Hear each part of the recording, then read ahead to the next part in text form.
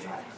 It took the civil rights movement of Dr. King fighting for black equality and initially, despite its integrationist stance, consisting almost exclusively of only black people, to remove the badge of inferiority from all those who are not white and to substantially close the income and opportunities that between rich and poor. Young, Latina, Latino, Black, Asian, Arab, Native American, undocumented immigrant, LGBT, lesbian, gay, bisexual, and transgender, and other oppressed youth standing up and demanding equality and justice must follow Dr. King's example and adopt his attitude towards racism. If we fight intrinsically for our equality and dignity, even our struggles are initially only supported by a tiny minority of white people and are vehemently deprived by the establishment leader from our own communities, we will win. As Dr. King repeatedly remarked that it was only when black college students, many from more privileged backgrounds, came out of their Brooks books, stop acting like exaggerated white people, embrace their communities, put principles before career, and build mass militant struggles, that they became the leaders of the whole nation. Masses of white people became radicalized and inspired to fight because of the determination and the success of the old civil rights movement. Dr. King's fight to defeat the old Jim Crow gave birth to the student anti-war movement and the women's, the Latina, Chicana, LGBT, and environmental movement. Our struggle to defeat the new Jim Crow can greatly strengthen and revitalize those movements. If we lead, others will follow.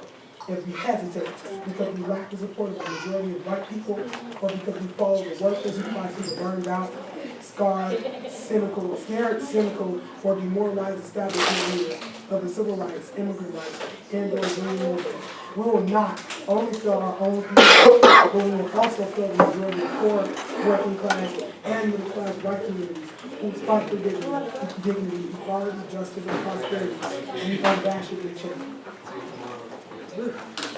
Number 5 by Leroy Lewis.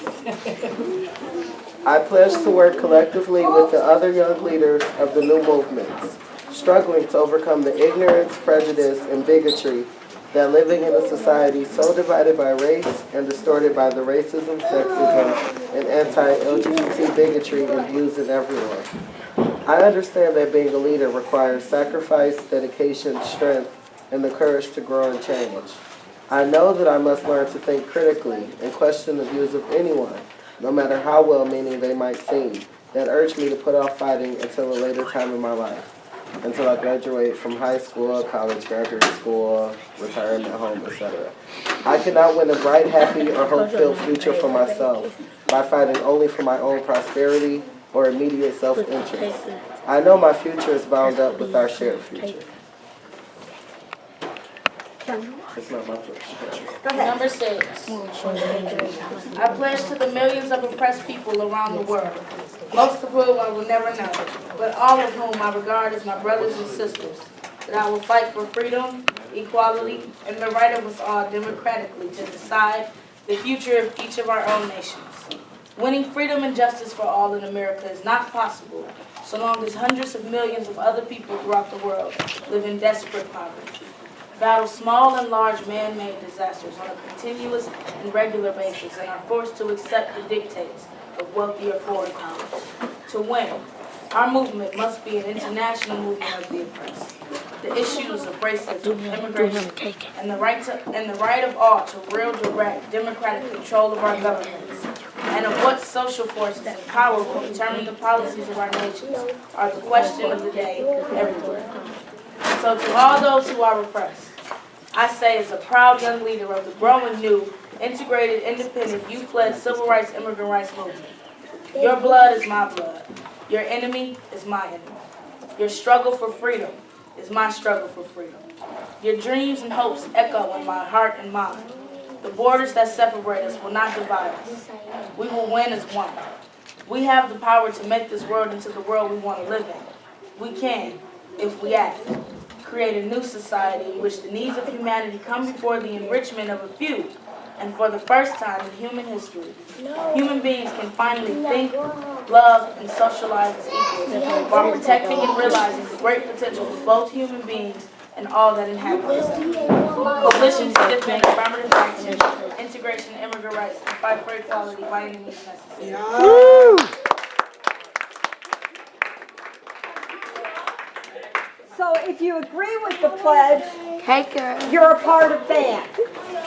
And I want people, does anybody have anything they want to say about the pledge? How's it going you?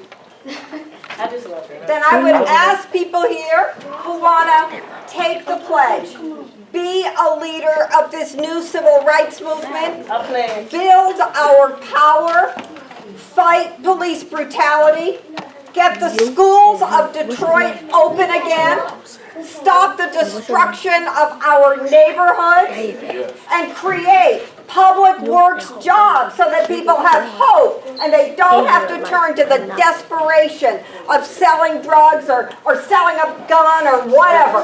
Because those methods don't win, but having people employed, fighting together, educated, that can change everything. So anyone who agree or all who agree with the BAM pledge, please raise your hand. All right, BAM. So everybody here now, small, medium, young, old, Really, go? you're BAM. The last thing I'd like to do before we close is this. I'd like us to send a message to Ferguson, Missouri, thanking the people there. A message from this community and this tribunal to that community and those young people for having the courage to stand up, for inspiring us all, for taking the fight for justice to the next level. So all of those in favor of sending a message from us, from this neighborhood, from this fight to Ferguson, please raise your hands. Woo! Carry their fight forward. What happened in Ferguson made Damon look extra scary to those police. And what happened in Ferguson and the people coming out in this neighborhood saved Damon from taking a beating by the police. Yeah, he was arrested, but they couldn't do to him what they do every single day to young people who they feel are standing up for their dignity. So I want to thank Reverend again. Thank you so much for letting us.